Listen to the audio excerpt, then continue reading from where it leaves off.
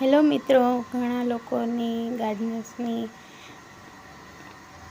ફરિયાદ હોય છે કે મની પ્લાન્ટ સારી રીતે ગ્રો નથી થતો.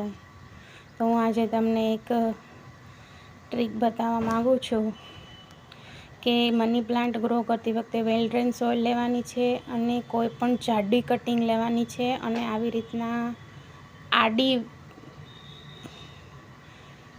વાવવાની છે, રોપવાની છે. તમે જોઈ શકો છો આવી રીતના નવા શૂટ્સ નીકળે છે, મોટા મોટા પાંદા છે. જેમ તમે આડી વાવશો ક્યારેય પણ ઊભું કટિંગ માટીની અંદર ખોસવાનું નથી.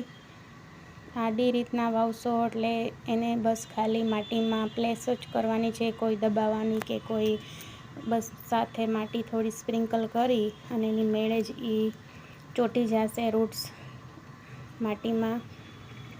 અને તમે જોઈ શકો છો મારો આ પ્લાન્ટ એક જ મહિનામાં કેટલો મોટો થઈ ગયો છે. હજી લાંબી ડાળી બ્રાન્ચ નથી, પણ બસ નાના શૂટ્સમાં જ ડાયરેક્ટ મોટા પાન આવી ગયા છે. તમે જુઓ, મેં આડી વાવેલી છે માટીમાં. આમાં કોઈ જાતનું ફર્ટિલાઇઝર નથી, બસ આપણે ઘરે ખાટી છાશ હોય એને ડાયલ્યુટ કરી અને મની પ્લાન્ટને પાવાની છે અને બસ કાંઈ જ નથી બીજી કેર.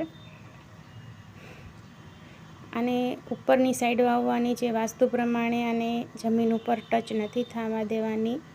જો તમારા પણ ઘરે કોઈ દિવાલનો સપોર્ટ હોય તો આવી રીતના એને ઉપરની સાઈડ બાંધી દેજો. Thank you. Happy gardening friends.